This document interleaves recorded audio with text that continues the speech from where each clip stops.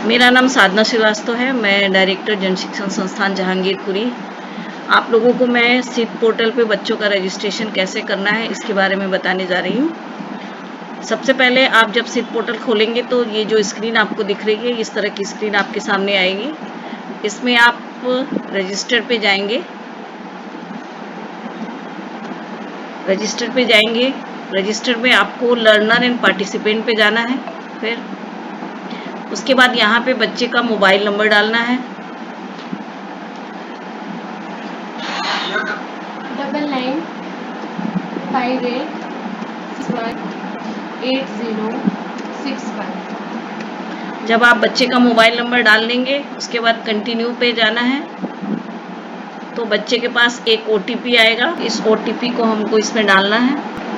उसके बाद हमें बच्चे का स्टूडेंट का जो है वो पासवर्ड हमको क्रिएट करना है। तो हम लोग जनरली क्या कर रहे हैं कि पासवर्ड में बच्चे का जो डेट ऑफ बर्थ का लास्ट ईयर है उसको हम लोगों ने पासवर्ड के रूप में क्रिएट किया हुआ है, क्योंकि इतने सारे बच्चों का पासवर्ड याद रखना मुश्किल होगा, तो इसलिए हम लोगों ने बच्चों के जो सबसे लास्ट है। इस तरह बच्चे का रजिस्ट्रेशन कंप्लीट हो जाता है। अब हम बच्चे के eKYC का प्रोसेस करेंगे। eKYC के लिए आपको 3 ऑप्शन आते हैं। एक आता है बाय आइरिस, दूसरा आता है बाय बायोमेट्रिक और तीसरा है बाय OTP। आपको पहले से सेलेक्ट करना पड़ेगा कि बच्चे का आप आइरिस के थ्रू eKYC करेंगे या बायोमेट्रिक के थ्रू करेंगे या OTP के थ्रू करेंगे। जैसे मैं OTP के थ्रू बच्चे का eKYC करने की कोशिश कर रही हूँ। अब आप इसको कंटिन्यू में जाएंगे। इसमें बच्चे का आधार नंबर डालेंगे। अब स्टूडेंट का आधार नंबर डालेंगे। आधार नंबर चूंकि मैं OTP के थ्रू कर रही हूँ, अब आई एग्री पे हम उसको करेंगे click.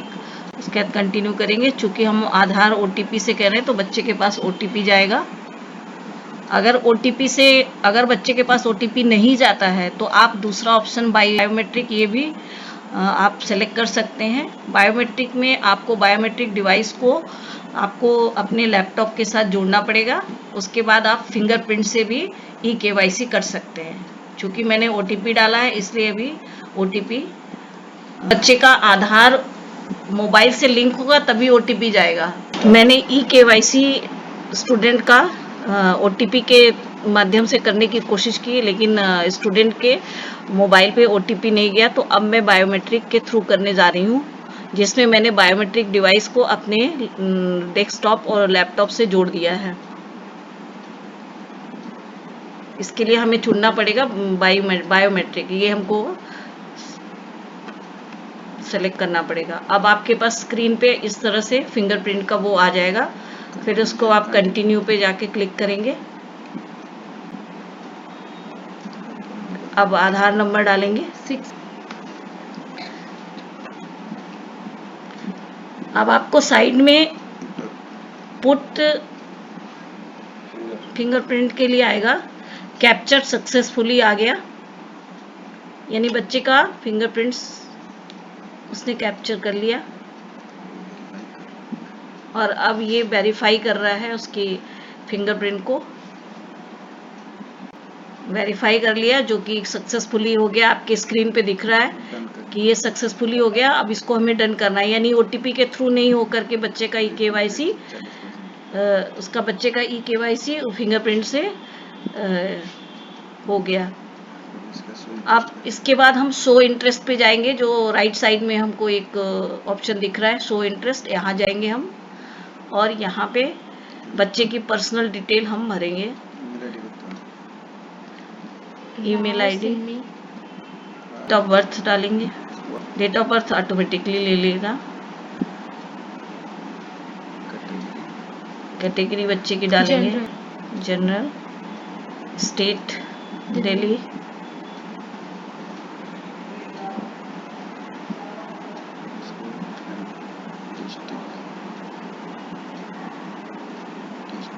District north west, north block डालेंगे इसमें।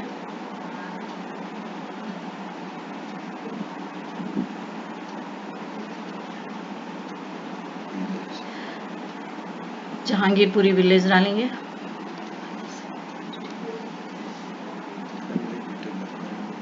अब फैमिली डिटेल हम भरेंगे बच्चे की, उसके पिता का नाम, mother's name, marital status, educational status डालेंगे बच्चे का, ग्रेजुएट, फ्रेशर, ट्रेनिंग स्टेटस में आप फ्रेशर डाल सकते हैं। फिर उसके बाद ये चूँकि कंपल्सरी नहीं है तो हम इसको छोड़ भी सकते हैं। इसके बाद हम सबमिट करेंगे। बच्चे का डिटेल अपडेटेड सक्सेसफुली हो गया। अब बच्चे का ये eKYC और रजिस्ट्रेशन कंप्लीट हो गया। जब बच्चे का eKYC रजिस्ट्रेशन और eKYC कंप्लीट होगा तभी ये बच्चा, जब हम एनरोलमेंट करेंगे तो ये पोर्टल पे दिखेगा। Thank you.